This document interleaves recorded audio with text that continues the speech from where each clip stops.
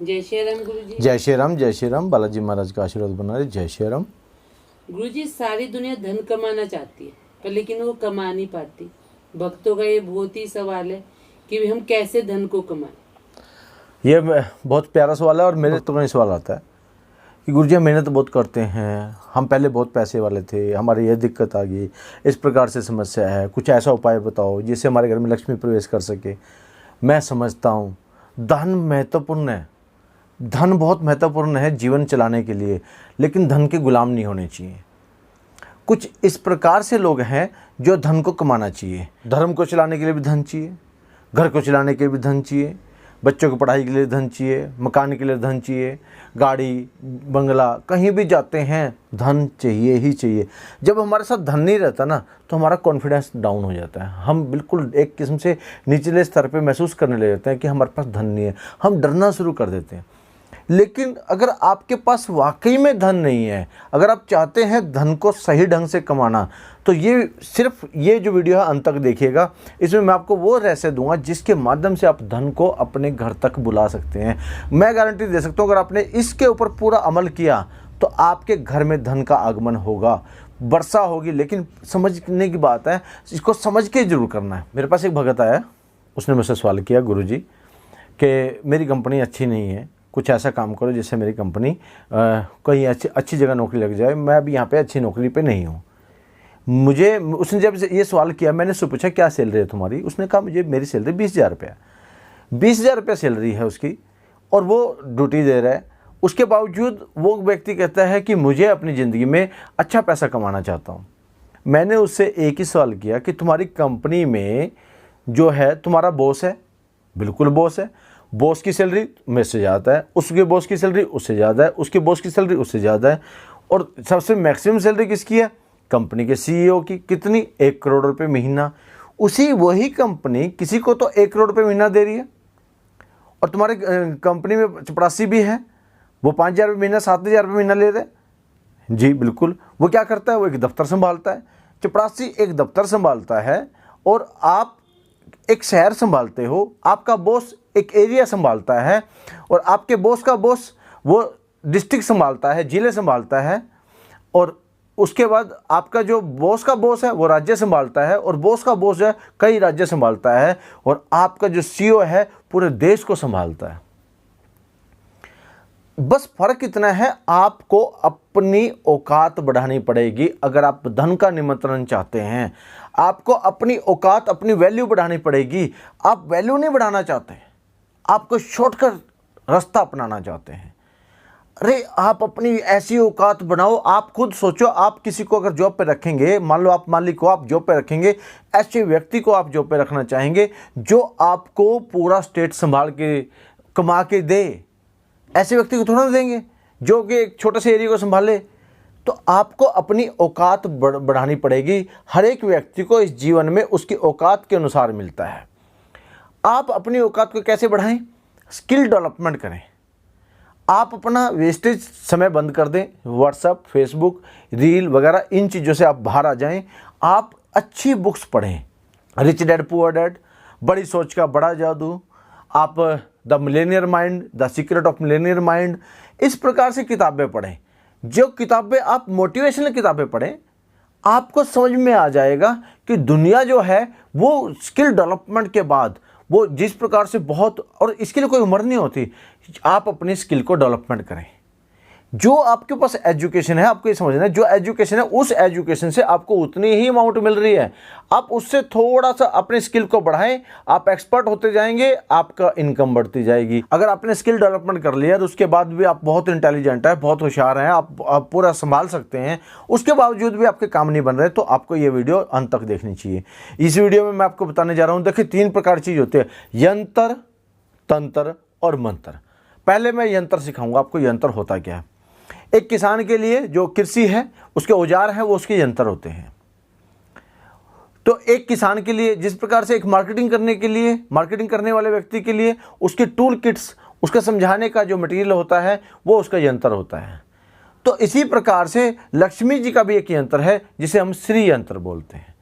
तो आपको श्री यंत्र अपने घर में विराजमान करना चाहिए। जब आप श्री यंत्र का विराजमान करते हैं, ओम श्री महालक्ष्मी नमः, तो आपको सबसे पहले श्री यंत्र का विराजमान करवाना चाहिए। जैसे आप श्री यंत्र का विराजमान करवा लेते हैं तो फिर आपको इत्र सुगंधित अपने घर में नकारात्मक शक्तियों को बाहर फेंकें। जैसे लकड़ी आपकी छत पे पड़ी हो उसे बाहर कर दें। बिल्कुल टूटी हुई घड़ी, टूटी हुई चीज़ें आप बाहर निकाल दें, कबाड़ में बेचें। आपको हमेशा ध्यान रखिए अपने घर में आपको ऐसी चीज़ें रखनी है जिसमें लक्ष्मी प्रसन्न हो और ढंग से लक्ष्मी वास कर सके, क्योंकि लक्ष्मी को साफ सफाई बहुत पसंद है। आपके घर में बिखराव नहीं होना चाहिए। आपके ऐसे नहीं कि चादर कहीं पड़ी है, कपड़े कहीं पड़े हैं और ये चीज़ें पड़ी, बिखराव नहीं होना चाहिए। आप सिस्टमेटिक ढंग से काम करें। अब दूसरी बात होती है, पहला मैंने यंत्र बता दिया, यंत्र की स्थापना किस प्रकार से करनी है वो आपको समझ में आ गई। तंत्र होता क्या है, देखिए अब आप समझिए। तंत्र मतलब सिस्टम। देखिए हम कुछ मैं ऐसे शब्द बोलूँगा, लोकतंत्र, प्रजातंत्र, राजतंत्र, पाचन तंत्र, ये सब सिस्टम है। आपकी बॉडी का पाचन तंत्र है। अगर पाचन तंत्र मजबूत होगा तो इसका मतलब आपकी बॉडी सही काम करेगी। आपका राजतंत्र मजबूत होगा, आपका सिस्टम काम करेगा। आपका सिस्टम बढ़िया होना चाहिए। आपका सिस्टम यानी जो तंत्र है वो सिस्टम है। वो जो तंत्र है, वो जो आप मंत्र का उच्चारण करेंगे, वो जो उच्चारण कर रहे हैं वो सिस्टम है। आपको सिस्टम को फॉलो करना है, आपको सिस्टम को समझना है। तो आपको तंत्र को समझना है। तंत्र यंत्र को विराजमान कराने के बाद उस तंत्र की जो प्रतिक्रिया की जाती है वो सिस्टम है उसको सिद्ध करने का। जब आप तंत्र कर लेते हैं, जब आप सिस्टम समझ जाते हैं किस प्रकार से धन आएगा, किस प्रकार से आपके पास पैसा आएगा, किस प्रकार से आप पैसे को इन्वेस्टमेंट कर सकते हैं, जब ये सीख जाते हैं, तंत्र सीख जाते हैं, जब आप साधना सीख जाते हैं, जब तंत्र सीख जाते हैं पैसे को संभालने की, अपनी औकात को बढ़ाने की, जब आप सीख जाते हैं अपनी औकात को बढ़ाने की, तो तंत्र आप सीख गए। अब तंत्र सीख गए, तंत्र के बाद आता है मंत्र। अब मैं देने जा रहा हूँ मंत्र। मंत्र का मतलब होता है बीज। बीज का मतलब समझिए, बीज मंत्र होता है क्या। एक सेब लो, सेब को बीच में से काट दो, उसके अंदर से एक बीज पकड़ो। एक छोटा सा सवाल है, ये आपको क्या दिखाई दे रहा है? सेब का बीज। लेकिन जो इसको विजनर होगा, विजनर जो देखेगा, इसको समझेगा, वो इसमें कई सेब नजर आ रहे हैं उसको। बस इसको यंत्र से खोदना, तंत्र में डालना, बीज काम करेगा, फलीभूत होगा। हजारों सेब ले सकते हो, लेकिन 3 चीजें इसमें काम करेंगी। सबसे पहले प्रोसेस होने दो, उसके बाद सब्र करो। सब्र करो, बिल्कुल सब्र करो कि हाँ होएगा, प्रकृति करेगी। विश्वास करो, विश्वास के साथ उस बीज को जमीन पे दो। विश्वास करो उस परमपिता परमात्मा पे। विश्वास करो जो काम कर रहे हो बहुत अच्छे ढंग से, और उसमें विश्वास के साथ उस काम को बढ़ जाओ। विश्वास के साथ उस काम को करना शुरू करो, आपका काम बहुत फलीभूत होगा। अब आपने सीखना है बीज मंत्र। जिस प्रकार से बीज दिया उसी प्रकार से मंत्र को भी विश्वास के साथ जपना है। 21 दिन लगातार इस मंत्र का जाप करें। लगातार 108 की कमलगट्टे की माला के साथ जाप करें। और ये मंत्र दे रहा हूं, बीज मंत्र है। बीज का मतलब है इस मंत्र के माध्यम से आपके चारों तरफ से रास्ते खुल जाते हैं। श्रीम ह्रीम श्रीम कमले कमलाले प्रसीद प्रसीद श्रीम ह्रीम श्रीम महालक्ष्मी नमः। ये बीज मंत्र है। इस बीज मंत्र का उच्चारण करें और 108 बार 21 दिन लगातार करें और अपने स्किल डेवलपमेंट करें, अपनी औकात बढ़ाएं। आप मेहनत करें, आप समझें, सब्र करें, प्रोसेस करें। यंत्र, तंत्र और मंत्र तीनों चीज़ें काम करेंगी। जिस प्रकार से आपने क्या किया, आपने एक विचार ले लिया। विचार जो है वो आपका यंत्र है। आपने ज़मीन पे सोचा कि मुझे आम का पेड़ उगाना है, आपने आम के लिए बीज डाला ज़मीन के अंदर, और जैसे बीज डाला तो आपको ये भी देखना है कि इसमें प्रोसेस लगेगा। प्रोसेस, उस प्रोसेस के लिए सब्र करना जरूरी है। ज़्यादातर लोग सब्र नहीं करते।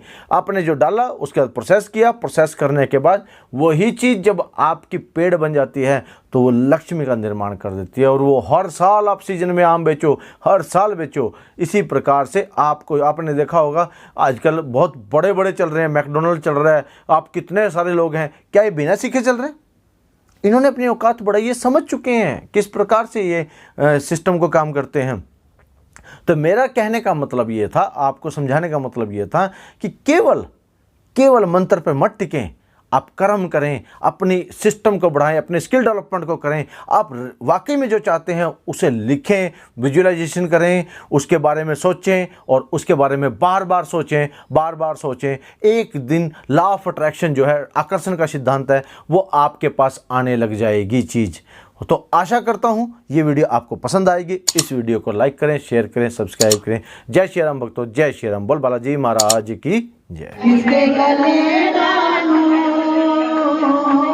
फूलों की ये माला, बता मैं किसके गले डालूं। माला डालेंगे हम दोनों, शंकर गले डालूं या घोड़ा गले डालूं, शंकर गले या घोड़ा गले डालूं। वो तो गए कैलाश में माला, किसके गले डालूं। फूलों की ये माला, बता मैं किसके गले डालूं। फूलों की ये माला, बता मैं किसके गले डालूं। राधा गले डालूं या श्याम गले डालूं, राधा गले डालूं या श्याम गले डालूं। वो दोनों चढ़े गए रास में माला, किसके गले डालूं। वो दोनों चढ़े गए रास में माला, किसके गले डालूं। फूलों की ये माला, बता मैं किसके गले डालूं।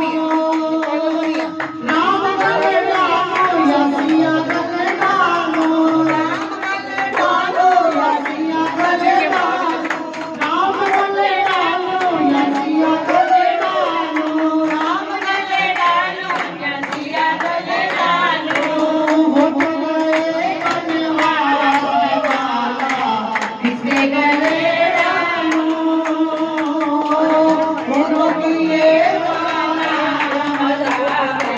किसके गले डालूं। विष्णु गले डालूं या लक्ष्मी गले डालूं, विष्णु गले डालूं लक्ष्मी गले डालूं। विष्णु गले डालूं या लक्ष्मी गले डालूं, विष्णु गले डालूं या लक्ष्मी गले डालूं। वो तो गए पाताल में माला, किसके गले डालूं। फूलों की ये गुरु गले